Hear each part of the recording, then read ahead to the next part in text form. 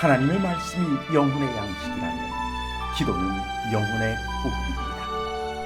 하루의 시작은 말씀과 기도로 연다면 우리의 영혼은 날로 건강해질 것입니다. 오늘은 시편 14편 1절에서 3절의 말씀을 묵상하여 우리의 영혼을 살찌우고 기도로 하루를 시작함으로 활력을 얻고자 합니다. 어리석은 자는 그의 마음에 이르기를 하나님이 없다 하는도다. 그들은 부패하고 그 행실이 가증하니 선을 행하는 자가 없도다. 여호와께서 하늘에서 인생을 굽어 살피사 지각이 있어 하나님을 찾는 자가 있는가 보려 하신즉 다 치우쳐 함께 더러운 자가 되고 선을 행하는 자가 없으니 하나도 없도다. 하나님께서 사람을 창조하실 때 우리의 마음에 영원을 사모하는 마음, 즉 신앙심을 주셨다고 솔로몬은 전도서에 기록하였습니다. 시대를 거슬러 올라가 보면 어느 시대이든지 종교가 없었던 시대가 없었고 어느 민족, 어느 사회든지 종교가 없는 민족이나 사회는 없었습니다. 이와 같음에도 불구하고 신이 없다고 고집하는 사람이야말로 어리석은 사람입니다.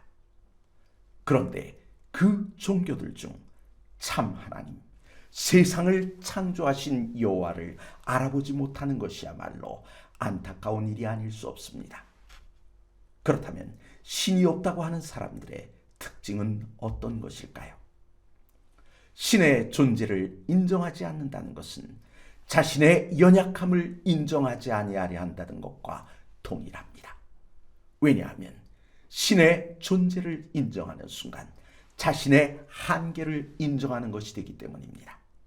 자신의 한계를 인정하기에 신의 능력에 의지하는 것이기도 합니다. 통계적으로 종교를 가진 사람이 그렇지 않은 사람보다 자살 비율이 적은 이유가 바로 그것입니다. 자신의 노력으로 더 이상 할 수 없는 상황에 봉착할지라도 신이 도와줄 것이라는 믿음을 가졌기에 시련을 견디어 이길 수 있는 것입니다. 그래서 본문은 하나님의 존재를 부정하는 사람을 어리석다 말합니다. 하나님 없이 사는 사람의 또 다른 특징은 무엇일까요?